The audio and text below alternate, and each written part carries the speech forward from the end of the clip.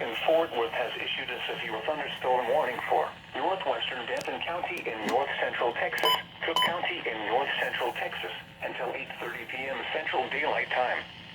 At 7:36 p.m. Central Daylight Time, a severe thunderstorm was located between Decatur and Denton, moving northeast at 55 miles per hour. Hazard, golf ball size hail.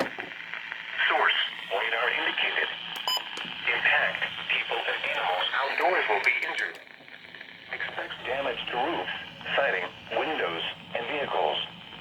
Locations impacted include Denton, Gainesville, Sanger, Crum, Pilot Point, Lindsay, Callisburg, Ray Roberts Park, Isle du Bois, Lake Kiowa, Ray Roberts Park, Johnson Branch, Ponder and Valley View. This includes Interstate 35 between mile markers 471 and 503. A tornado watch remains in effect until 2 a.m. Central Daylight Time for north central Texas.